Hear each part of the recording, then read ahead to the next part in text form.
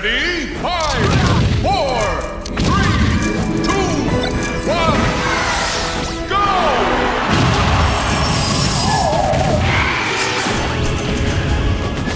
With games like Street Fighter IV, Street Fighter HD Remix, Soul Calibur 4, King of Fighters 12, Tekken 6, and Blaze Blue on the horizon, 2008 is steadily shaping up to be the year of the fist.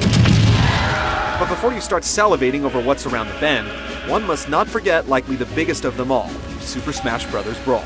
It's finally ready for its US tour, but can it possibly even begin to live up to expectations?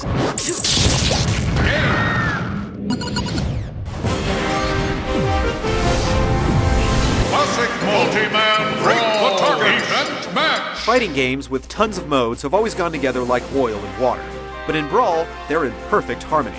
We can't think of any other fighter with this many ways to play. Players with a penchant for going it solo won't be too surprised with the return of Classic, Event Match, and Stadium mode. The three have been staples of the series in one form or another. What will raise some eyebrows, however, is the new Subspace Emissary mode, Brawl's one- or two-player adventure feature. As the story goes, Nintendo's biggest mascots are under siege by a troop of biomechanical baddies. You have to travel through franchise-themed 2D levels with gorgeous tongue-in-cheek CG sequences sandwiched in between each one. Unsurprisingly, the Subspace Emissary plays out much like director Masahiro Sakurai's own line of Kirby games, where you're given a throng of levels to complete with a boss battle or two along the way. While the Emissary is a bit clunky and mundane to play, it unlocks various secrets like stickers, coins, which we'll get back to in a minute, and hidden characters. It's a valiant effort for what amounts to an extra, but the controls, while spot on for fisticuffs, are a bit awkward for the adventuring portions of the game. The stagnant stages don't fare all that well either, and repetition sets in quickly. It's mildly entertaining, and you'll have to force yourself through it to get to all the unlockables. It's a good thing there's Wi-Fi support. Otherwise, playing Brawl by yourself is a test of internal fortitude. You have the option of playing with anyone, which randomly pairs you up with fellow brawlers online, or with friends, which draws upon Nintendo's infamous friend codes to do the matchmaking for you. Playing with anyone is about as simple as it gets. You log on, pick a character, and give the old punching bag a whirl while waiting for others to join. It's relatively hassle-free. What diminishes the experience somewhat is the lack of options. If you play with anyone, the rules are permanently fixed to 2-minute rounds. If you choose to take up a team match, local teammates are out of the question. It's always you and a random online player, or in the worst case scenario, a computer-controlled partner. This is where friend codes step in. If you do happen to opt for a hosted friend code game, the options swell into what you'd normally expect from a round of Smash Bros., stock matches and all. The network code has its ups and downs. Generally, latency is pretty low, but we did connect to some games that were downright unplayable. As with all online games, your mileage may vary. Super Smash Bros. Brawl's Wi-Fi mode is a great new addition. If you really want to kick it old school with local multiplayer matches, the game's Brawl mode is still in full effect. Setting up match types, tournaments, and even special rules are all familiar options for Melee, but the new rotation feature ensures everyone gets equal time. As with Melee, collecting and unlocking go hand in hand.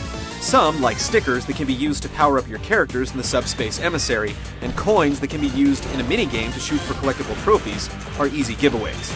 But some of the more arcane requirements for unlocking, like for certain hidden characters, stages, and music, are now defined in the game's challenge feature, which delineates all of the game's secret objectives into a branching grid to track your progress.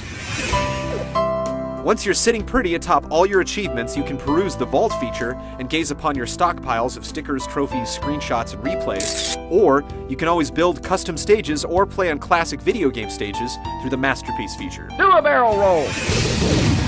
Save for a few gripes of missing third-party characters, sorry Mega Man, and a few cases of character cloning, Brawl's lineup of characters is the biggest and baddest congregation of video game victors, villains, and vixens to date.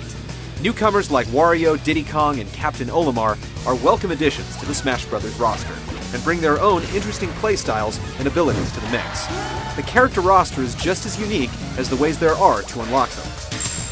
If it all hasn't sunk in by now, Super Smash Bros. Brawl is simply brimming with features. We haven't even mentioned them all here. The single-player options are fairly forgettable, but if you're looking for a multiplayer party game, this one will keep the living room rocking for months to come.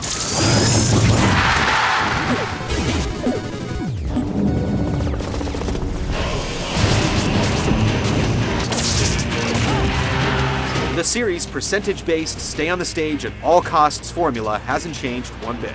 Normal, tilt, smash, and special attacks have also returned, ensuring vets can jump right in and be competitive. The most noticeable tweak to the mechanics is the change to air dodging. It can no longer be directed, much less strung together to wave dash. Advanced players need not feel castrated, however. Air dodging still facilitates mind games plenty. Other advanced techniques like short jumping, spiking, dash, and chain grabbing are all present.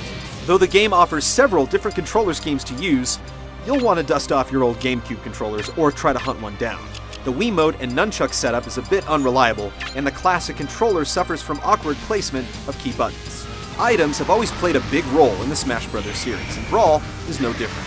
Of the new items, the uber-powerful Smash Balls bring the most significant change of pace to the game. When they appear on screen, it's a mad dash to bust them open and unlock some of the most impressive attacks in the game.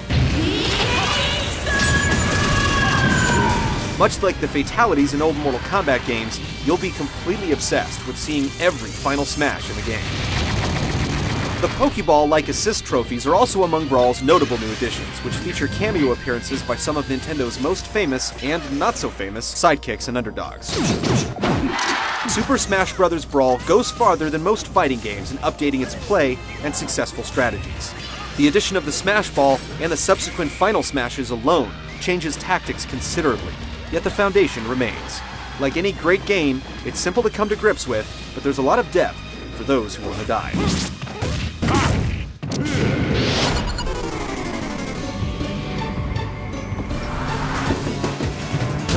Running in 480p, Super Smash Bros. Brawl sits pretty as one of the Wii's best-looking games to date. Though it doesn't quite share the rich detail of something like Super Mario Galaxy, it speeds along at a constant 60 frames per second, a boon for fighting game fanatics with an eye for pixel-perfect timing. One downer is that the elaborate CG sequences fail to fill up the screen, but it's a minor quibble.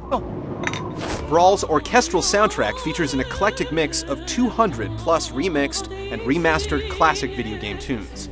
You can even adjust certain sliders to control how often you hear certain theme songs on certain stages.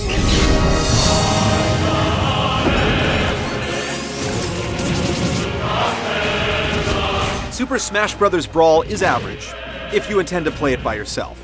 As a multiplayer game, it nears perfection. Though the Subspace Emissary is a disappointment, the fast-paced fighting, bountiful modes and customization options, and a deep set of hidden content to be unearthed give it staying power that few other games possess. Toss in online play, new characters, and a whole new slew of match-altering mechanics, and you've got yourself all the ingredients for a smash hit. Oh yeah!